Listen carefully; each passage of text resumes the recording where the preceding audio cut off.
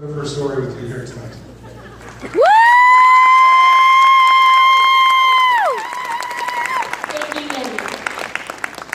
Good evening, ladies and gentlemen.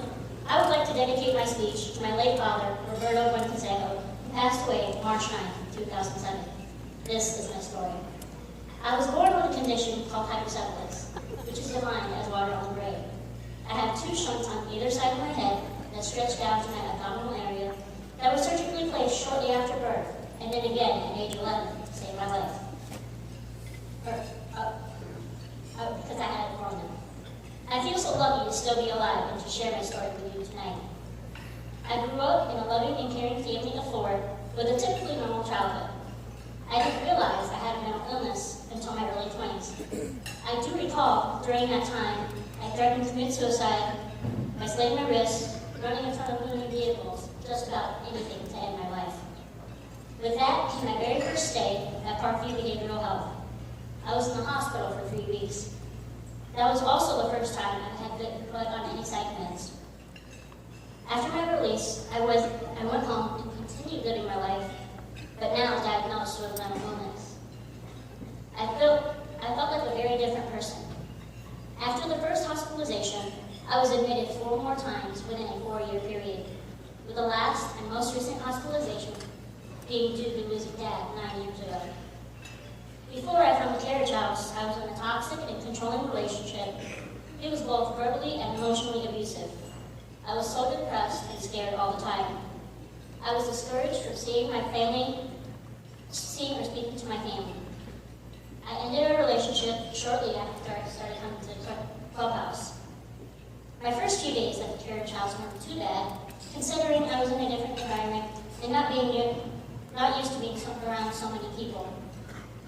I remember being a little shy at first meeting everyone, but I quickly warmed up to them. As I became familiar with everyone and everything around me, I began to open up and started volunteering to do things around the house.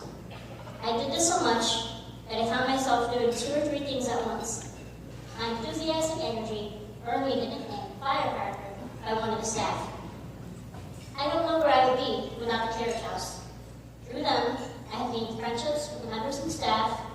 I have had educational support with obtaining my GED. I've had help moving twice into my own place. Thanks to the carriage house community, I have started working again. I started with 3 transitional employment placements with my last TE at Parkview Hospital. This led to a permanent part-time position from which I just celebrated my 1-year anniversary. I have even helped members train for this TE position.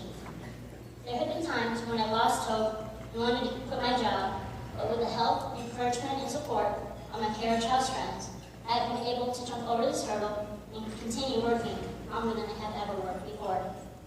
I try to give that same support and encouragement to those that are struggling the same way.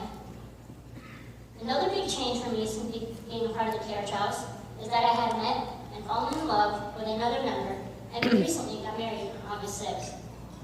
I am a busy, working, and married woman now, but I am still a firecracker in the carriage house.